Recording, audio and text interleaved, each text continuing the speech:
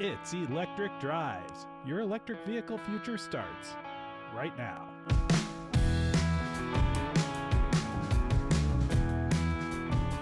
Welcome to the show. I'm Anthony Algmin, and I'm joined by my co-host, Bob Reese. We created this show to make it easier for others looking to move to electric vehicles, and that's more and more people every day. We're out there using EVs in normal commutes and road trips, and we'll share the wisdom we've gained from living our lives with electric vehicles. You can join in the conversation by sending your questions and topic ideas to questions@electricdrives.us, by joining the Electric Drives Facebook group, and by becoming a patron at patreon.com/electric drives to get exclusive content and help support the show. Bob, how are you doing today? That's been an interesting week. So we were talking a little bit pre-show. So Bob's got a story for us, and we'll just kind of take it from there. So Bob, tell us about your adventures in EV land this week. Well, I had gotten a letter from GM last week that there was a software update for my wife's car. She's got a 2019 Bolt, B-O-L-T. Mm-hmm. And 2019. When there was a software update for it, she's got the brand new battery, which I'm still waiting for. And actually, the service writer checked into it, and they have no idea when the battery is going to be available for me. So I'll probably rack up at least 100,000 before on this battery and start with a new battery. So take your time, guys. It'll be fine. Yeah, take your time.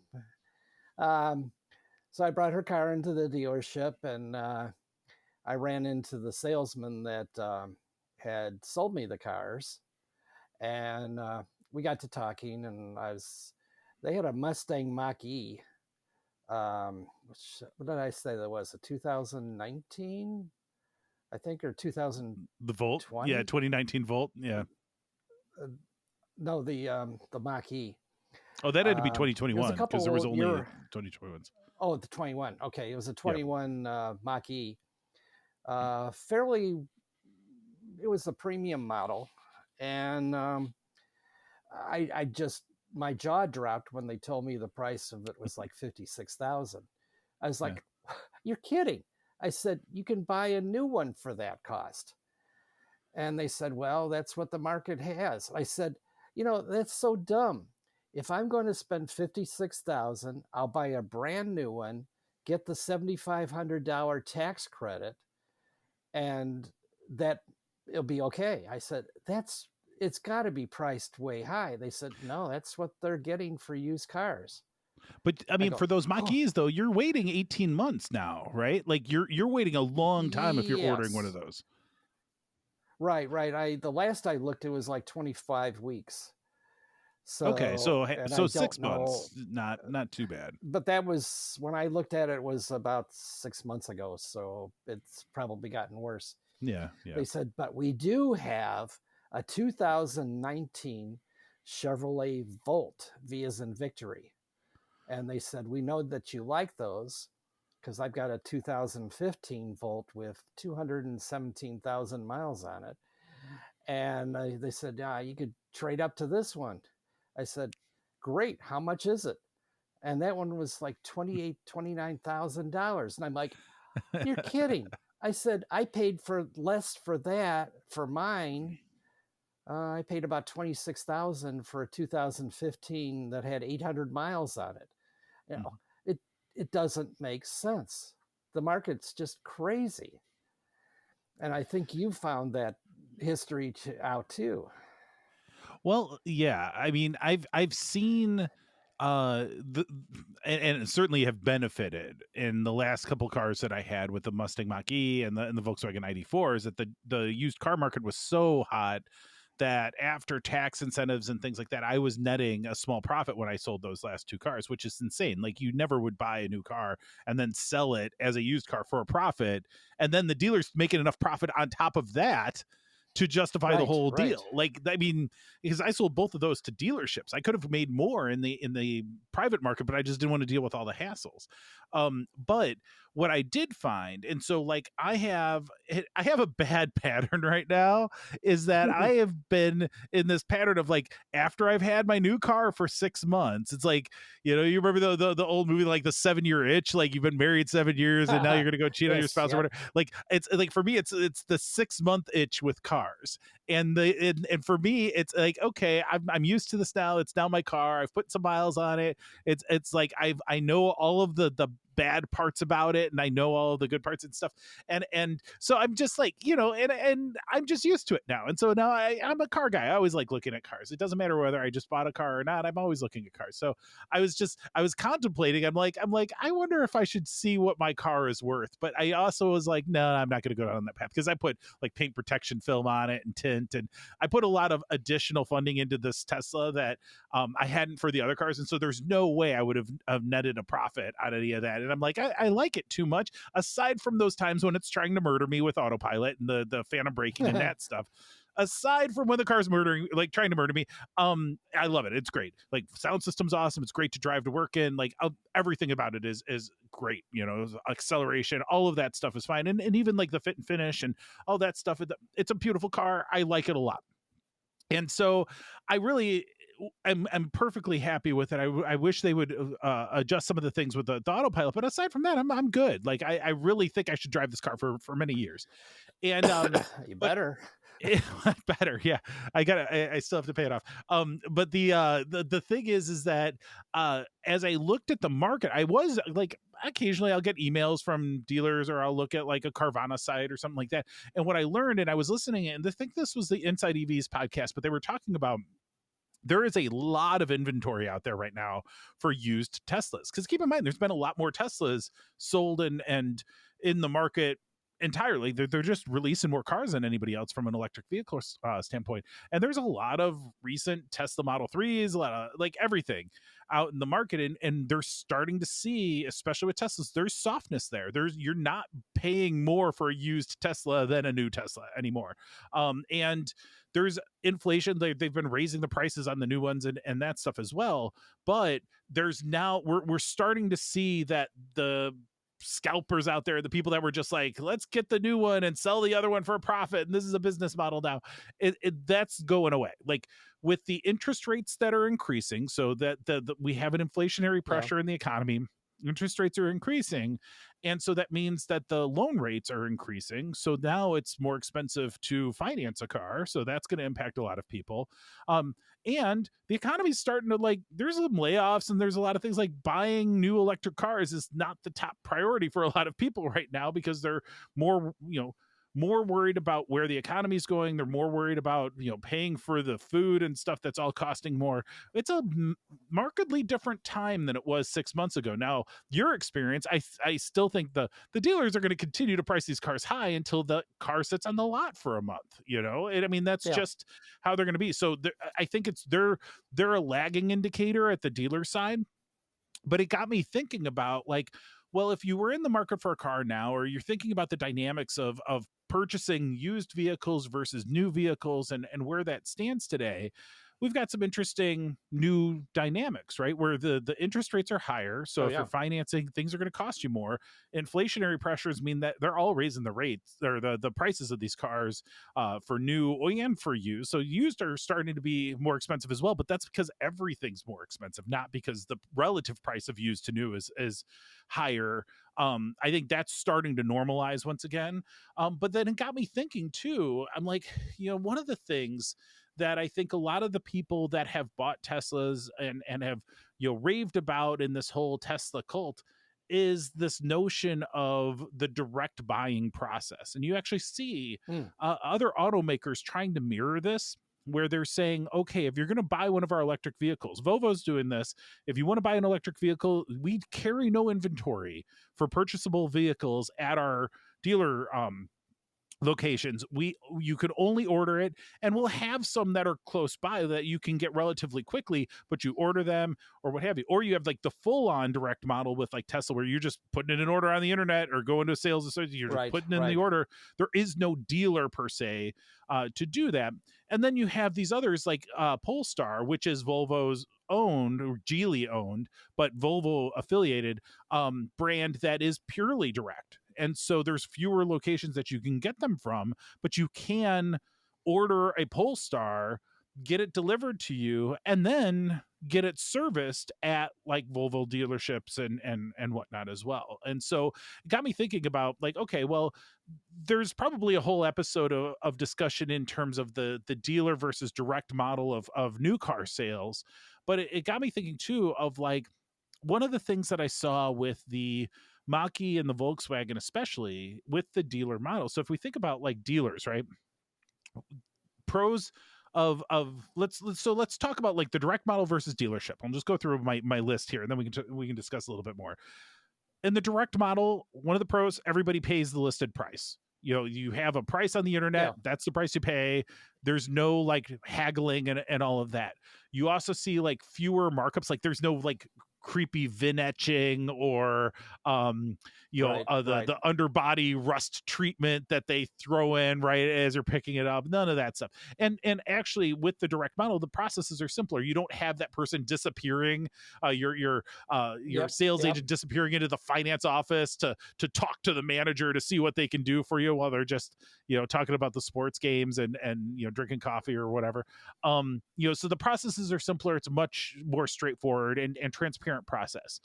The downside though of the direct model are some things that uh uh maybe more or less apparent, but with the direct model, you don't have as much availability or optionality around support and service. So if we look at like how Tesla does it, you have a app, they have service centers, but it's all kind of centrally managed, and that leads to one of the problems that we see with that kind of centralized direct approach is that when it comes to service and support, it can be really difficult to get to people that can help. Like Tesla's Right. famous for not taking phone calls. Like you have to interact on the app and you're using messages. That can be frustrating, especially when you have something where, like, say you're on a road trip and you need service, you have a flat tire, you have a larger issue of some sort. You really want to be able to talk to somebody, and so the direct model often works really well when it works and works really badly when it doesn't. And so that's something to keep in mind. Tesla's keep saying they're trying to do more and more. There's some things about that direct approach that work really well with service, like they do mobile service, where if I have something that doesn't require an Yep, actual yep. car lift or some of the heavier tools, they could just send out a mobile tech, work on the car in my driveway, and be done. And like my car never leaves. I don't go without it.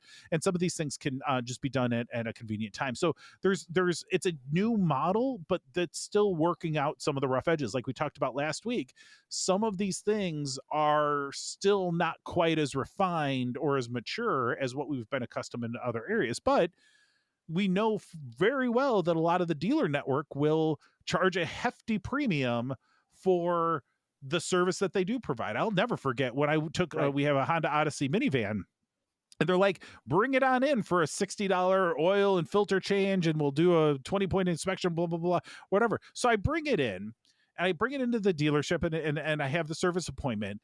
By the time they wanted me to give them the keys, they had rung up $600. They haven't even looked at the car. Whoa. $600 in recommended work. They wanted me to flush transmission fluid, and they wanted me to do this and that or whatever.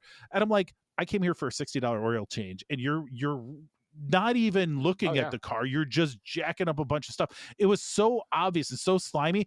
I literally took the keys. I'm like, nope. They're like, well, we can just do the oil change. You don't have to do this. I'm like, nope. And I literally took the car and I backed it through the entire service bay and backed it out of the door and left. And I've never been back, and I will never be back, because those Honda people were so slimy and so misleading. It turned me off to that entire dealership, maybe to the entire brand, for a No. long time. And so like that kind of nonsense, and I'm pretty aggressive. Like I'm pretty in your face. Like I am not intimidated by any of this nonsense. I will tell you, like, this is stupid. I do not like it. I am leaving. And it's fine. It was done, but like a lot of people will just deal with it. And so like that's where this that dealership model's at its worst, you know. But then the direct model, you're over reliance on apps and you can't reach anybody on the phone. Like that's a whole different other kind of bad. But the one last Right. thing that I really didn't like about the dealership service model is that, especially when I went to the Volkswagen dealership, they recommended that I change my oil on my ID4 every 6 months. And I'm like, guys, car Well, don't have no oil. It don't have no oil. And they're like trying to sell me a service package for oil changes when I'm buying the car. I'm like, so much for the dealer service model. Nobody knows how to service these cars because they're focused on their internal combustion cars, and they're just not training these folks in that way. And this is the downside, because these are independent franchisees of the brand. It's up to them how hmm they train their team. It's up to them how they emphasize or don't emphasize electric vehicles. I've read some stuff about how Ford and GM are trying to manage with their dealer networks and helping to either encourage them to or let them choose not to service the electric vehicle community. And they're saying, hey, you can decide if you're going to invest in being able to do this. You're going to invest in some charging capabilities. You're going to invest in the training and the service stuff. Then we'll allocate vehicles to you. But if you're not going to do that, then we won't. But you're not going to be able to just jump in when it's convenient to you. We need you to help us build this business. If you want in, get in. If you don't want to be in, you're on the outs. And at some point you may need to reconsider working with our particular brand. But it's hairy, it's messy, it's weird. And like, it's just, it's not as easy as I'd like it to be, but I think this is part of the cost. Thank goodness the electric vehicles really need very little service. And so overall, I right. think that the reliance on the dealer service network isn't as important as people that are first making that transition might think it would be. But I do feel like it's, you know, from a comfort perspective, there's something to be said for being able to call up, like you were talking about before, the sales associate that you've worked with in the past at your Chevy dealership. They know you, they know what you like, they're telling you about things and working with you. Having that personal connection is really important to a lot of people, including myself. Like, I like that. I mean, I still think back, I know Mike, who sold me my BMW now well over a decade ago.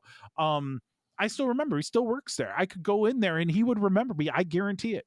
And like, there's something to be said for that as well. So I've rattled off a whole bunch of thoughts that are related to this whole notion of buying cars and thinking about cars and just thinking broadly about these different kinds of models.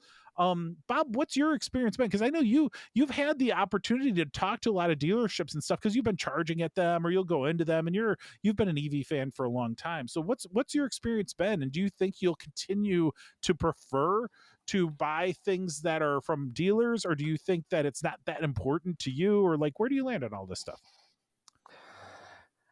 It's kind of a mixed bag. It's sort of like if you're going to a store and you window shop for a washing machine or something, and then you go online and check what everybody's price are, and then buy from Amazon because they can get it for you for $5 cheaper.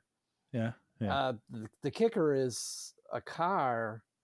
It's a pretty major investment any way you look at it, and yeah. you're going to have to live with it for a while. So are you going to buy $80,000 or a $50,000 or $30,000 car without even sitting in it and seeing if it's comfortable? Does it fit your family needs and so on? Or are you just going to go to the computer and keystrokes and figure out, hey, I'm going to get one of these, Mhm. and then have buyer's remorse when you get it home and realize this does not fit what we want to do? Mhm. And in addition, I mean, the fabric materials, the colors, everything's, you're not getting the touchy feely that you are by going into your local dealer. Maybe, but I would say, like Which, with the Tesla, I had an opportunity to test drive a Tesla. I scheduled an appointment, took it, got to drive it, even got to take it home and practice parking it in my weird garage. And that was the same exact kind of thing that I would have had at a dealership. So I don't know that that makes a huge difference, but I also happen to live 5 miles from a Tesla service center and a Tesla Ah, dealership. There's only like 3 of them in the entire Chicagoland area. I don't, maybe there's 5 of them. I don't know, but like they're not that plentiful compared to your Ford or Chevy or BMW type dealerships. Like, your point is well taken. It may not be viable for you to go do that, though. I would say this is where like Turo can come in really handy. Turo is an app where you can effectively borrow people's cars, rent cars from people on a kind of day by day basis, and you can rent a very specific car. And so if you say, hey, I'm really interested in potentially purchasing a Tesla Model 3 Performance, you can go onto Turo and find a Tesla Model 3 Performance same year that you want to have. It might cost you $150 a night, but you can go drive it for a day and really get to know it at a level that you wouldn't be able to do in a typical 1 hour test drive. And so there right, are right. options for being able to do that. It's just they're a bit different than they had been in the past. But I would definitely echo your sentiment of don't buy a freaking car on the internet without having sat in it and like driven it. Like, please don't do that. At least go Right, and right. find a way to get acclimated with these cars before you buy them. And it's also interesting, your point earlier on. Cadillac was really hit pretty heavily, and they told their dealers, if unless you want to invest money in the operations, you know, we're going to cut you off. Yeah. Because, and I think even Chevrolet, I want to say it was a little bit over $1 million investment for the dealership to get the charging system set up and so on. And I Mm-hmm. believe they do, the dealership I go to, and I've been to other dealerships around, one in Peoria and so on, and they do have DC fast chargers. Although they're the budget model of DC fast chargers, they only do 25 kilowatts. Mm-hmm. Um, but it's designed primarily because they'll get a car and maybe they'll charge it overnight, and you'll have a fresh battery in the morning for somebody to buy a new car, type of thing. Yeah. But both Ford and Chevy are putting it back on the dealerships to make an investment in going along for the ride. Yeah, well, and I would like to think like our podcast can be part of the answer for this and educating people on what this stuff is and what some of these dynamics are. And as they listen to us talk about some of the stuff, they slowly learn some of these nuances, because I think that's a big part of this, is that there's just a lack of education happening Oh because yeah. they're focused on selling cars, man. Like, they got a job to do. They're not here to study all the intricacies of a new powertrain electric vehicle nonsense. Like, there's such a small percentage of the cars they're currently selling. It's hard to justify spending a lot of time with it, but I think they're more and more starting to learn that, yeah, that's something that we need to do. But you bring up an interesting point too when you mentioned Cadillac, is that that's one of what I think are several brands that have said, yeah, we are soon going to be all electric. And Mm-hmm. if you're not on board with electric, you're not on board with Cadillac. Like, Right, right. you can't, because you're not going to have anything to sell. um and I think like it's interesting to see. It's like there's a soap opera going on. Like, Toyota is my favorite because they led the charge for decades with the Toyota Prius in terms of light electrification and hybrid vehicles and the plug-in hybrids and all of that stuff, and they invested like nothing into the full electric vehicles. And all of a sudden now they're like, oh, we really need to think about this. And they literally have the news just came out. They were saying we might actually stop some of our current plans because we need to go way bigger. We need to think much Mm-hmm. more deeply on how we're going to manufacture these at scale, not just doing like compliance cars for full Right, electrification, right, but right. really lean into this. And so I applaud them for trying to catch up. But man, it is fun. I love this stuff. It's so interesting to see these big companies trying to figure out like, what do we do well? How do we manage what we're doing in a changing landscape that's changing relatively quickly now? And some of these upstarts and some of these things, like, I'm sure we're going to see some of the small brands that are coming out that are EV only. They're not all going to make it. They're not all going to last. Right. But Tesla was able to turn the corner. Tesla's continuing to grow. Like there's others that probably will turn the corner and continue to grow. I don't know which ones those will be, but like I feel like our legacy automakers, nobody's safe. Nobody can keep doing what they've been doing and expect to be viable long term. And so I really do love thinking about this stuff and seeing how things are evolving, because we've talked today about some of the big picture stuff, some of the dynamics of a personal journey with your own electric cars or with your own vehicle purchasing stuff, or I've talked about mine especially.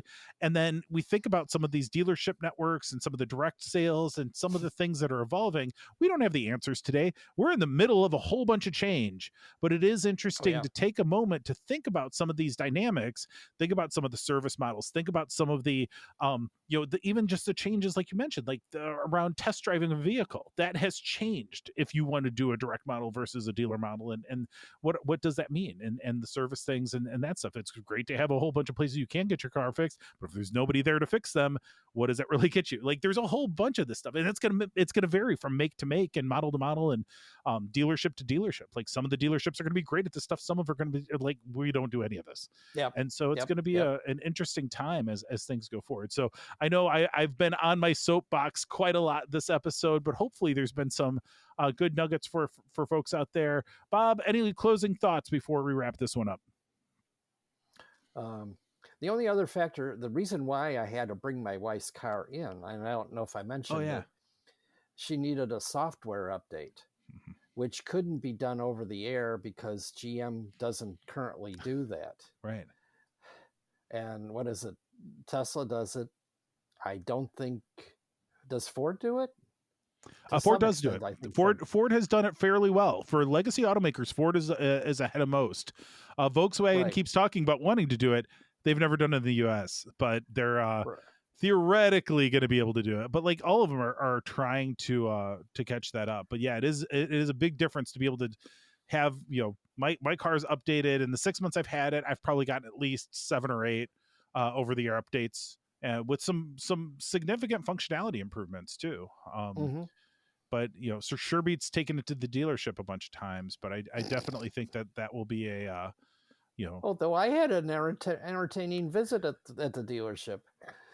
It's true. I like taking out.